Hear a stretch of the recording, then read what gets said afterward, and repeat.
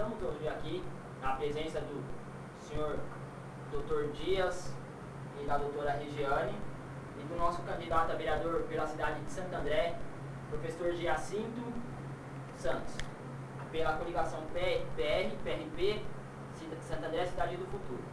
Hoje vamos fazer um debate aqui sobre questões envolvendo perguntas frequentes de cidadãos santandrenses. A primeira pergunta vai partir da nossa assistente social Regiane.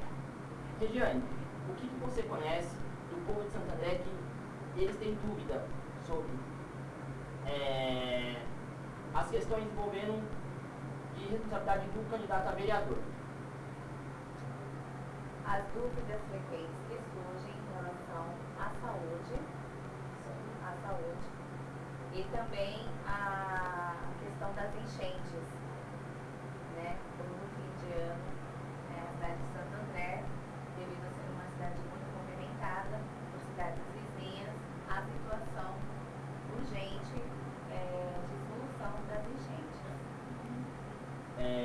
Professor, é assim, temos uma pergunta do povo de Santo André, onde que eles dizem, a cidade do ABC tem sofrido com enchentes. Perfeito. Em Santo André não é diferente. Como podemos amenizar o sofrimento dessa população? Meu bom dia, meu boa noite aos internautas. A cidade de Santo André, assim como qualquer outra, sofre com a precipitação pluviométrica, com a chuva que é bem-vinda. No Egito, todo mundo dá graças a Deus quando o rio Nilo transborda. Porque é através do transbordamento do rio Nilo, no Egito, que já é uma questão milenar, que as pessoas, a população, aproveita aquela enchente que depois da vazante vai ser plantada. A diferença é que nós estamos numa região, grande ABC, onde a quantidade, a porcentagem de solo permeável é muito pequena. Então eu queria passar para aquele que nos vê e ouve o seguinte: você tem uma residência, um terreno de 10 metros de frente e 30 de profundidade. São 300 metros quadrados. Se você constrói uma casa de, por exemplo, 80 metros quadrados, você ainda sobra um terreno de 220 metros. Nesses 220 metros, não necessariamente a gente deve fazer, sabe, Regiane, a pavimentação ou cimento. A gente poderia sim, se a gente tem um lado que acolhe a garagem do nosso carro, da nossa bicicleta, você poderia colocar uma faixa de cimento.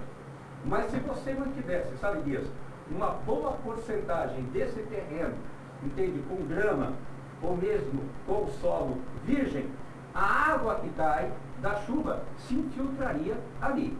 Uma outra forma seria de construir na beirada dos telhados um sistema de calha que captasse essa água e fosse para uma espécie de cisterna, que aliás é usada no Nordeste brasileiro, sabe? É usada no Nordeste brasileiro. Com isso, você evitaria que toda aquela água que cai naquela área de 300 metros quadrados fosse para a rua e descesse para as regiões mais baixas.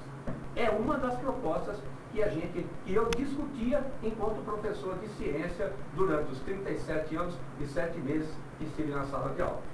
Acredito eu que a união faz a força, depende da vontade da população. Exatamente. Os dirigentes do país. Exatamente. No Nordeste brasileiro isso funciona. Quando chove, o pessoal capta essa água que vai, como o Raul Carmelo, que nos ajuda aqui na técnica, ele tem colocado a questão de reuso. Você captaria essa água, deixaria ela colocada num determinado local, ela não iria ao mesmo tempo para o leito carroçável, portanto ela não iria para as regiões mais baixas. E ela poderia ser reaproveitada para você molhar as plantas, para você lavar o carro, para você fazer uma limpeza. E aí, vamos supor, se durante 2 horas caiu 80 litros de água numa residência, num bairro que tem 100 residências, 80 multiplicado por 100, vê a quantidade de litros d'água que vão para a parte baixa, que vão criar ser reutilizados. Exatamente. Exatamente. Podemos usar essa água para criação de minas hidrelétricas em casas. Seria uma boa também. Seria uma boa opção. E, doutora Regiane, nós temos aqui também um problema sobre o Centro de Convivência do Idoso. Sim. Em São Bernardo, o candidato a prefeito de São Bernardo, Alex Manente, ele pretende criar a creche do idoso. Em Santo André, o que você acha que poderia ser criado aqui? Pode ser criado no município de Santo André um centro de convivência ao idoso, na qual tomaria conta desse instituto, desse centro de convivência ao idoso, profissionais qualificados como assistentes sociais, psicólogos e médicos para estarem atendendo e auxiliando aos idosos. Seria tempo integral? E, professor Jaci, o que você acha que poderia ser criado em Santo André em base nesse projeto de São Bernardo? É isso que a Regiane colocou. Ela estava me confidenciando aqui e ela levantou esse pleito da população, porque ela tem percorrido a região do bairro Santa Maria, Campestre, Sacadora Cabral, Príncipe de Gales, essa coisa toda, fazendo um levantamento das necessidades que a população tem. Então, esse centro de convivência do idoso realmente seria uma boa. Por quê? Você teria, como ela falou, o assistente social. Você teria o atendimento psicológico, o atendimento médico odontológico também, né? E aí, você não pode esquecer daquelas atividades que devem ser desenvolvidas na questão do lazer também. Você precisaria ter um professor de educação física, entende? Que estaria fazendo, você poderia ter dentro desse centro de convivência uma academia do idoso, porque o idoso ele tem que fazer seus exercícios de forma assistida.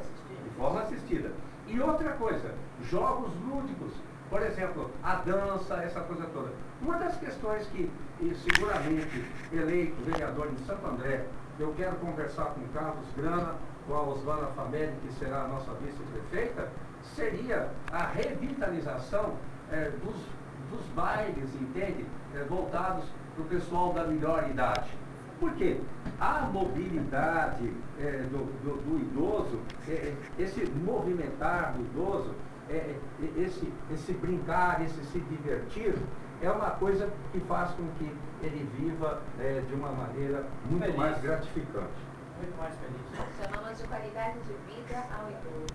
Exatamente. Recentemente eu também vi uma pesquisa onde que hoje de cada 10 idosos, 5 estão fazendo academia, estão procurando academia.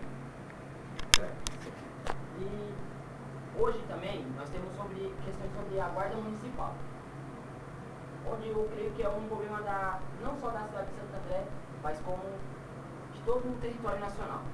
Então tem uma pergunta aqui do povo. Qual a função da guarda municipal e o que ela deveria fazer, já que não pode exercer poder de polícia? Bom, o conhecimento que eu tenho é que a guarda municipal, ela foi instituída para cuidar do patrimônio municipal. Então, ela tem que estar presente no posto de saúde para evitar vandalismo. Ela tem que estar presente no posto médico, ela tem que estar presente nas proximidades das escolas, entende? Ela tem que estar presente nas imediações dos postos de arrecadação de tributos, no Senasa e tudo mais. Agora, o que não pode acontecer? Ela não tem poder de polícia. né? Se tiver acontecendo uma briga, uma situação de fato, qualquer cidadão, se uma pessoa estiver cometendo crime, você que é estudante de direito sabe que qualquer cidadão brasileiro pode dar a voz de prisão a um indivíduo que esteja cometendo um delito.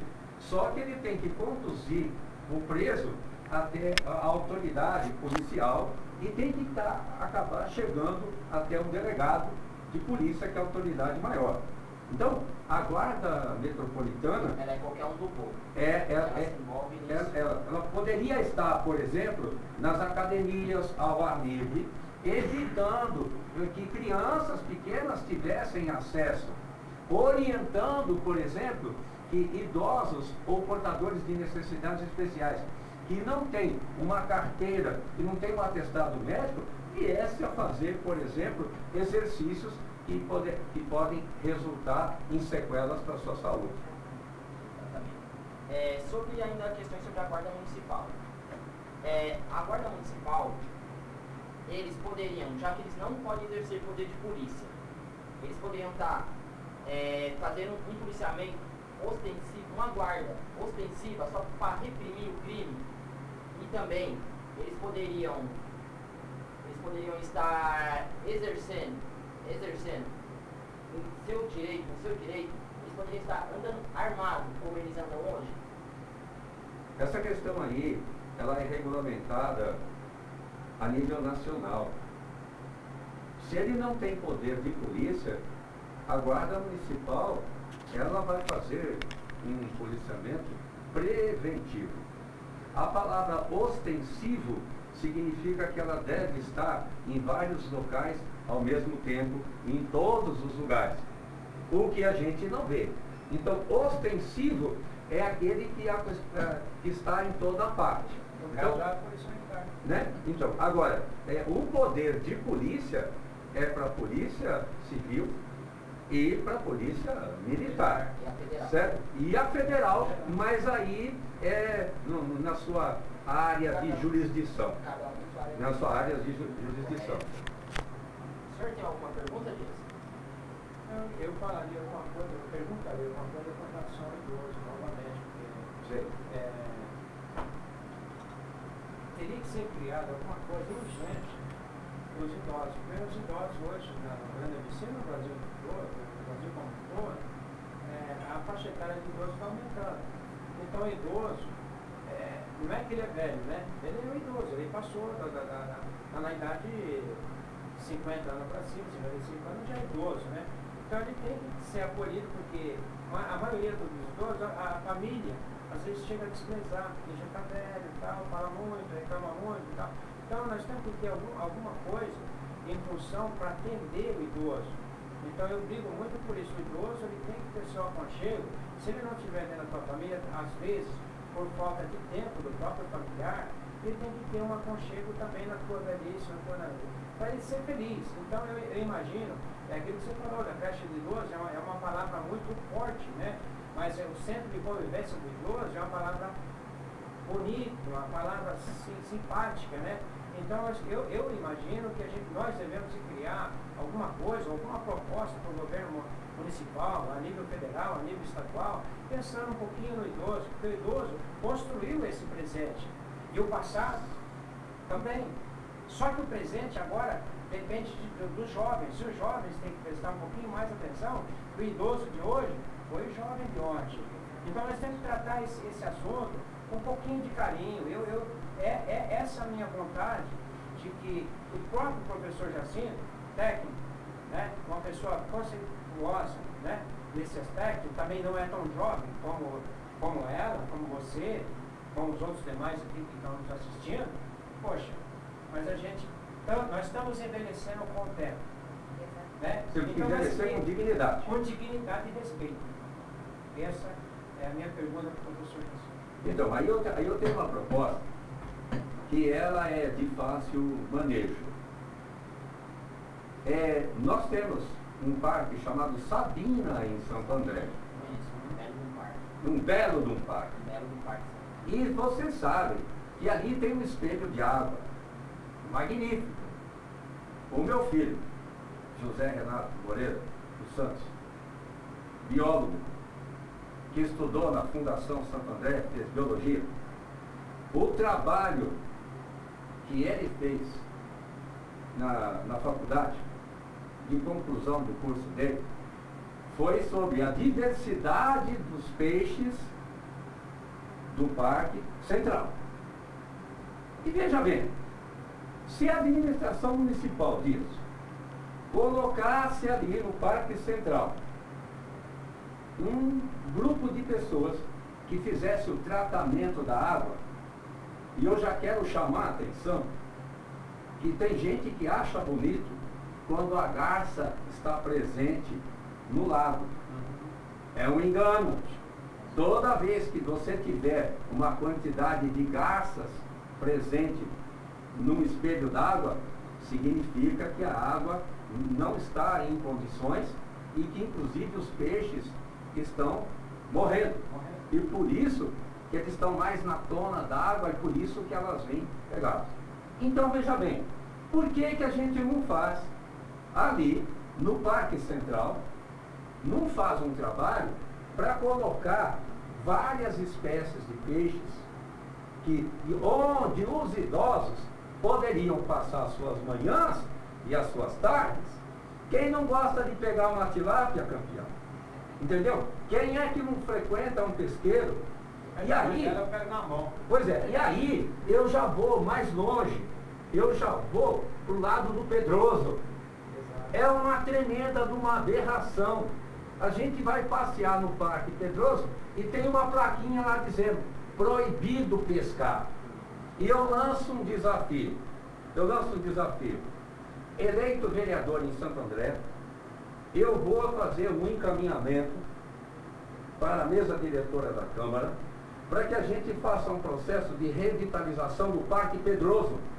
Porque a partir do momento que a gente tenha condições de lazer, inclusive de pesca esportiva, você pega o peixe e devolve. Sabe o que vai acontecer?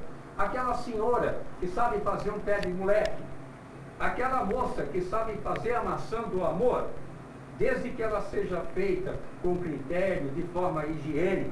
Sabe aquele menino que vai engraxar o sapato da gente depois que a gente está indo embora?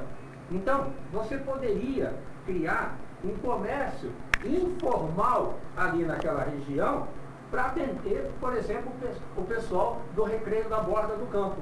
E outra, sabe aquele teleférico que existia lá?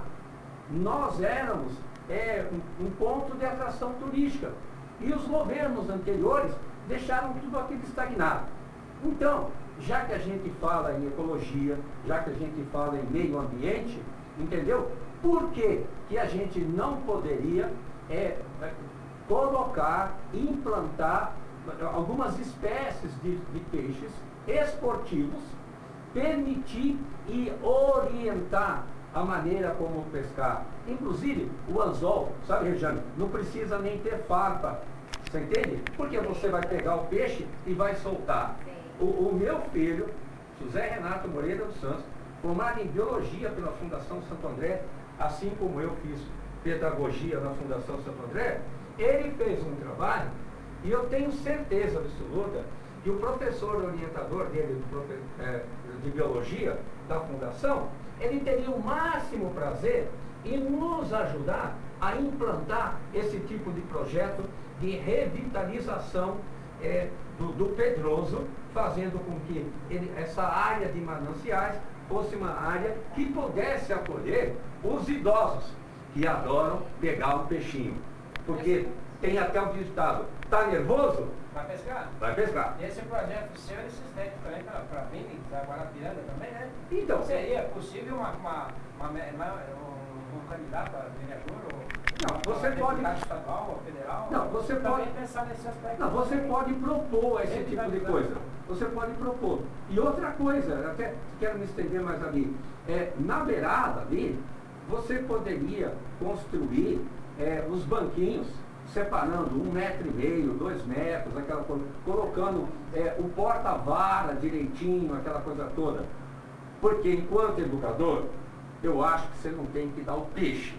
você tem que ensinar a pescar. Exatamente. Entendeu? E você quer uma coisa mais gratificante do que um senhor aí de 65, 70 anos de idade, pegar a sua senhora, pegar teu automóvel, a sua varinha de pescar e fala, vamos curtir a natureza longe da poluição e respirando o ar puro do recreio da borda do campo, do Parque Pedroso. Muito bom também, Não tem dinheiro que pague.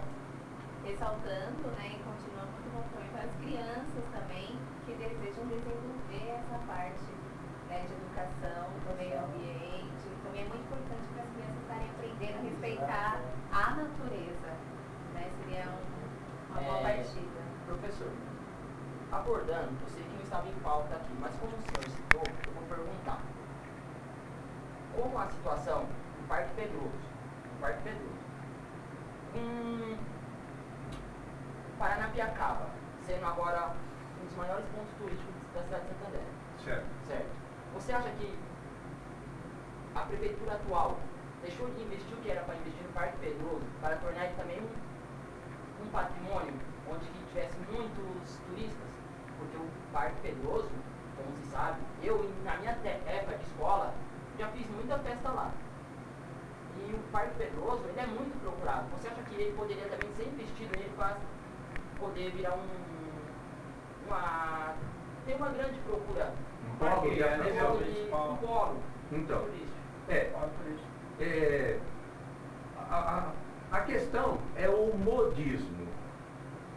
A grande questão é o seguinte, será que a administração atual está preocupada com o modismo ou está preocupada com a inclusão social? Incluir socialmente significa dar condições e meios para todos, desde a criança até o idoso. O que nós temos aqui na nossa cidade, na nossa região? Nós temos a cultura do shopping center. Todo mundo quer correr para um lugar confinado, aonde tem o ar refrigerado, entende? Onde você não tem contato com a natureza. Depois você não sabe por quê, que a criança não sabe a diferença entre uma borboleta e um caranguejo. Ele não sabe o que é uma begônia, ele não sabe o que é uma samambaia, entendeu?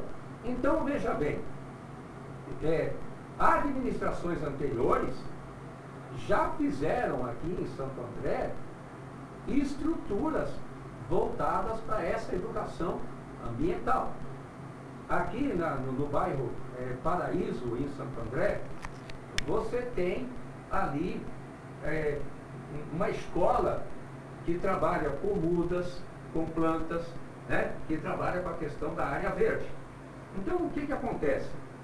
Se nós priorizássemos a educação ambiental, nós íamos resgatar o conhecimento da natureza, íamos incentivar práticas de plantio de árvores e poderíamos fazer até o seguinte, poderíamos colocar um projeto na Câmara para ser apreciado pelos vereadores e depois levado até o prefeito, de que cada morador que plantasse árvores, entende, nos seus terrenos, ele poderia ter uma bonificação no seu IPTU.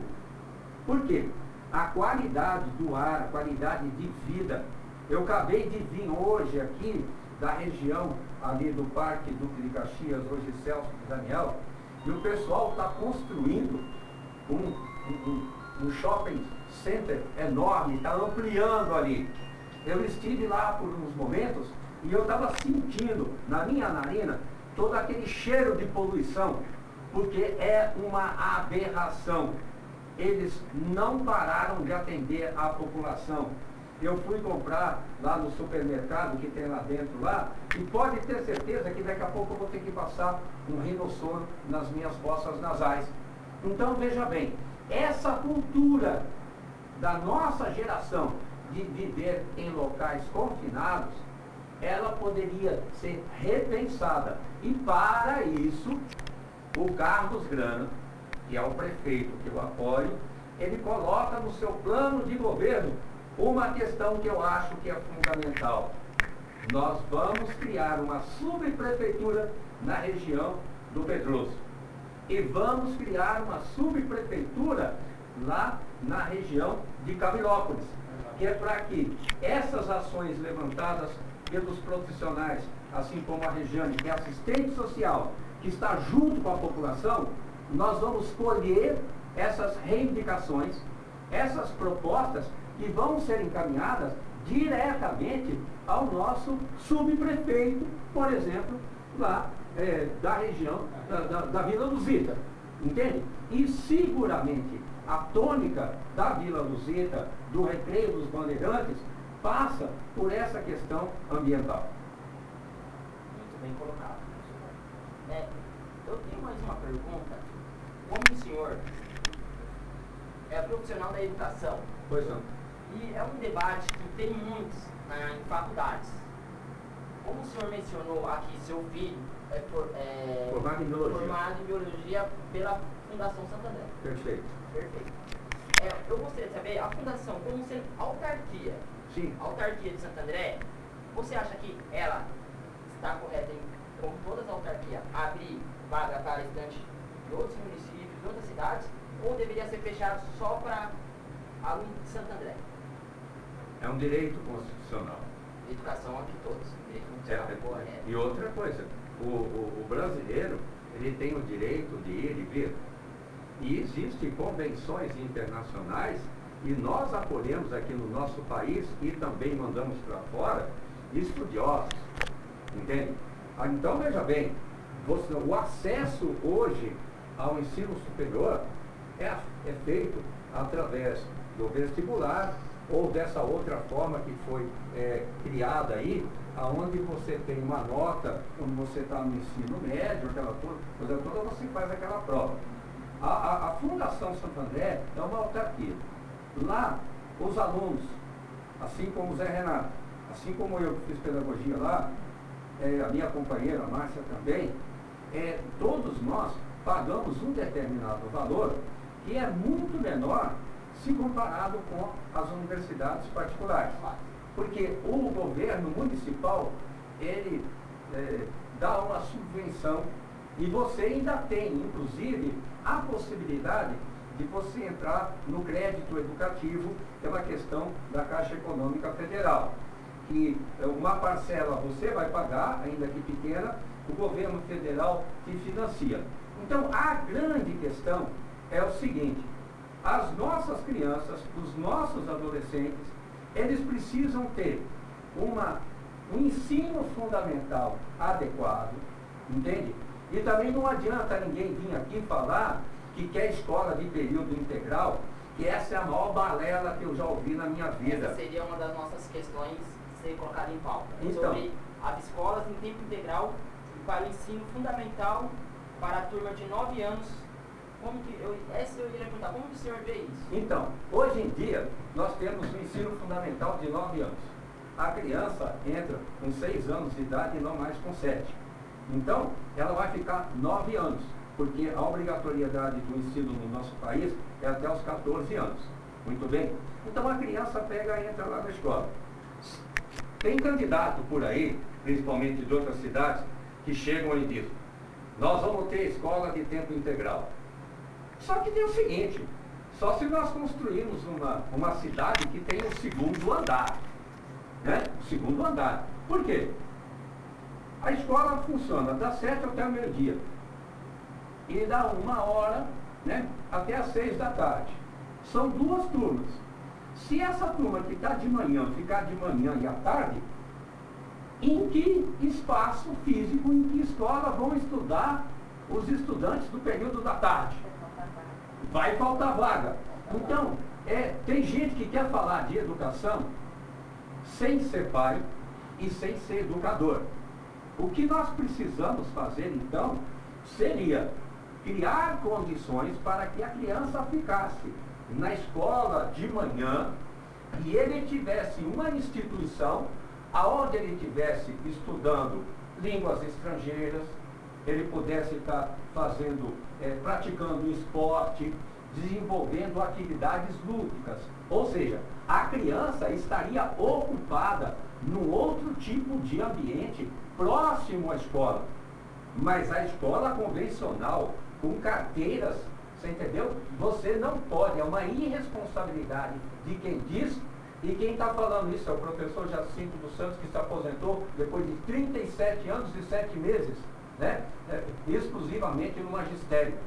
Tem gente em São Paulo que está propondo, Dias, creche vertical. Imagina você vai buscar a tua criança e o teu menino às 5 horas da tarde está saindo lá do 5º andar. Tem gente que brinca com a educação.